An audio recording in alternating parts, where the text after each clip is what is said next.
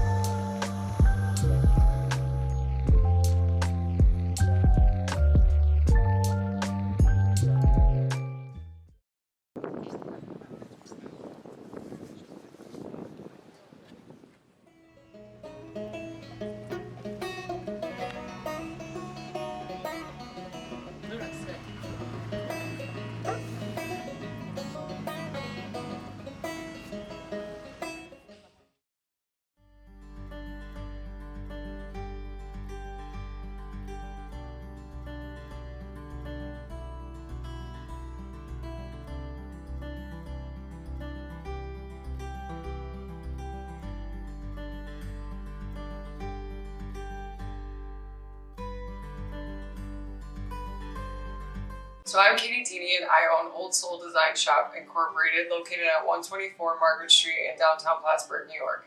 When I first started my business, just called Old Soul, it was a small retail shop over on City Hall Place that I opened in October of 2020.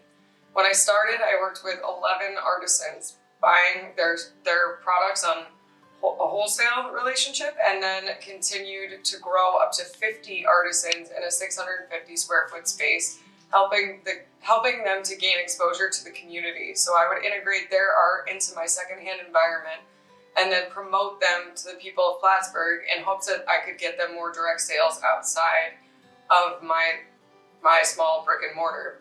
And when I expanded over to Margaret Street in April and March of 2022, I changed the algorithm of how I work with artisans. So instead of working with them in a wholesale manner, only buying a few of their things at a 50% markup and then reselling to the community for exposure, I rent square footage to them on an incentive-based program. So they rent square footage from me at a gradient scale, going from anywhere between 1 by 1 square foot shelf spaces to large booths. And the amount that they do for their own business inside of my business, as in promoting, displaying, marketing, the more money that they can make for themselves, because all of their transactional sales are reimbursed to them. I think that it's having an incentive-based program with artisans really teaches people that they can believe in what they're doing and that they can make a living, or at least be motivated to do something that's good for their mental health or good for their creative spirit.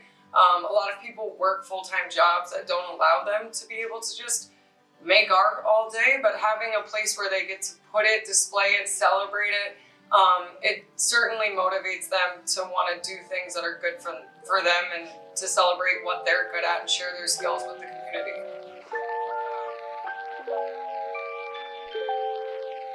Bye.